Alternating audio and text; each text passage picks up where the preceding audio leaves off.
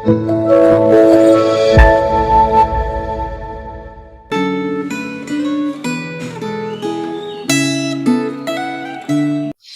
saudara-saudara yang kasih oleh Tuhan, bersyukur untuk berkat Tuhan yang selalu melimpah sehingga hari ini kita dapat merenungkan sebagian dari firman Tuhan kembali.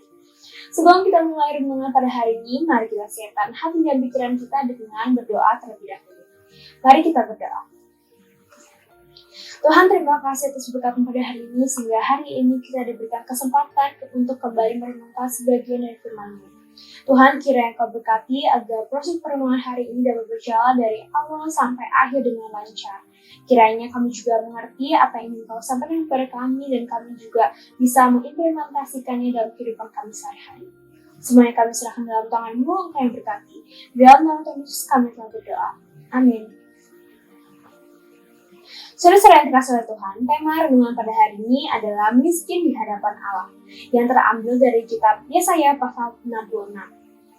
Saya akan membacakan beberapa ayat pokok, tapi saya juga menghimbau saudara-saudara sekalian dapat membaca Yesaya pasal 66 secara keseluruhan. Untuk renungan pada hari ini, saya menggunakan kitab terjemahan edisi yang kedua. Saudara-saudara dapat menyesuaikan menurut Alkitabnya masing-masing, edisi Alkitabnya masing-masing. Yesaya pasal 66 ayat 1-2 berikut bunyinya. Keselamatan sesudah hukuman. Beginilah firman Tuhan. Langit adalah tahtaku dan bumi adalah tumpuan kakiku. Rumah apakah yang akan kamu dirikan bagiku? Dan tempat apakah yang akan menjadi perhentianku?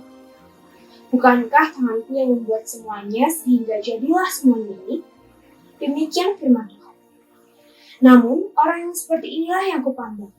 Orang yang tertindas dan patah semangat dan yang gentar terhadap firman-Ku. Saudara-saudara yang dikasihi oleh Tuhan, pada bacaan hari ini merupakan bacaan yang sangat menarik karena Nabi Yesaya menjelaskan kepada orang-orang bagaimana untuk memahami Tuhan dan sekaligus menjadi penutup dari kitab Yesaya. Nabi Yesaya menjelaskan bahwa sebagaimananya Tuhan itu harus dihormati, dimuliakan, dan disembah.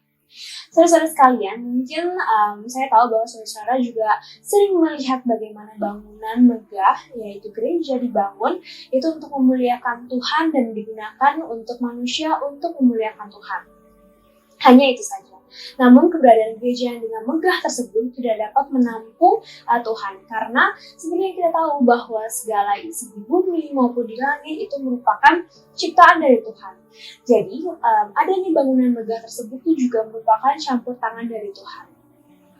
Dapat dikatakan bahwa tahtanya itu di langit dan bumi merupakan tumpuan bagi kaki Tuhan. Saudara-saudara yang terkasih oleh Tuhan, Tuhan tidak pernah melihat seberapa megah gereja itu dibangun, seberapa banyak persembahan kasih yang kita berikan kepada Tuhan. Dan perlu diingat bahwa Tuhan tidak pernah menilai seseorang ataupun umatnya itu berdasarkan tingkatan material yang dia punyai, ataupun yang kita punyakan. Tetapi Tuhan malah justru melihat bagaimana ketulusan hati kita, ketakutan kita kepada Tuhan dalam menjalani kehidupan kita sehari-hari. Dan dalam bacaan hari ini kita juga melihat bahwa Tuhan sebenarnya memandang kepada orang-orang yang putus asa, patah semangat, namun memiliki kegentaran hati kepada firman Tuhan. Nah, itu merupakan orang-orang yang miskin di hadapan Tuhan karena mereka sadar bahwa mereka itu merupakan manusia yang hidup penuh dengan dosa dan ketidaklayakan di hadapan Tuhan yang penuh dengan mulia dan penuh kuasa. Saudara-saudara yang terkasih oleh Tuhan, Tuhan pernah mengatakan bahwa berbahagialah orang yang miskin di hadapan Tuhan karena mereka empunya kerajaan sorga. Dari bacaan ataupun perkataan Tuhan tersebut itu merupakan suatu kebahagiaan bagi kita yang merasa kita miskin di hadapan Tuhan.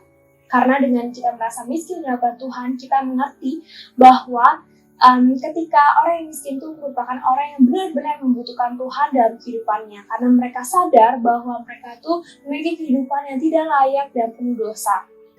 Sehingga dengan kesadaran tersebut mereka menjadi bergantung kepada Tuhan untuk mendapatkan belas kasihan-Nya.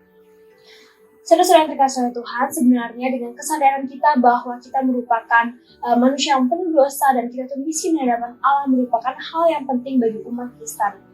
Agar kita tidak bermegah diri akan hal-hal yang terjadi dalam kehidupan kita, dan hal itu juga membuat kita ketika mendengarkan firman Tuhan itu bisa menggetarkan hati kita dan kita dapat menanamkan segala perkataan Tuhan dalam kehidupan kita sehari-hari. Karena begitu besarnya kasih Tuhan kepada kita, janganlah kita menyia-nyiakannya dengan terus berbuat dosa. Dan perlu diketahui bahwa Tuhan merupakan Allah yang Maha Tahu. Sehingga ketika kita ingin melakukan sesuatu, memikirkan sesuatu, ataupun memiliki motivasi terselubung, pasti Tuhan mengetahuinya sebelum kita melakukannya. Maka dari itu, janganlah sampai kita menyia-nyiakan besarnya kasih Tuhan dan terjerumus kembali kepada dosa. Yang perlu diingat, Tuhan merupakan Tuhan yang melihat ketika kita beribadah. Janganlah kita beribadah atas dasar kewajiban, tapi beribadahlah menurut kerinduan dan bersyukur atas berkat-berkat Tuhan yang telah terjadi dalam kehidupan kita. Saudara-saudara kekasih Tuhan, apakah kita sudah melaksanakan ibadah menurut ketulusan hati dan bukan berdasarkan kewajiban saja? Mari kita berdoa. Tuhan, terima kasih atas berkat pada hari ini, sehingga perenungan hari ini dapat selesai dengan penuh berkat dan dengan penuh dengan lancar. Tuhan, terima kasih juga Kau telah mengingatkan bahwa kita itu merupakan orang yang miskin di hadapan-Mu. Tanpa ada kehadiran-Mu, kita tidak dapat melakukan apa-apa. Karena kita merupakan manusia yang berdosa, sehingga membutuhkan pertolongan dan kehadiran-Mu dalam kehidupan kami. Biarlah kami terus merasa hidup miskin di hadapan-Mu, sehingga kita dapat mencari-Mu di dalam segala situasi ataupun kehidupan kami. Dan biarlah hidup kami menjadi berkat bagi orang lain juga. Semua yang kami serahkan dalam tangan-Mu, Engkau yang berkati. Di dalam nama Tuhan Yesus kami telah berdoa. Amin.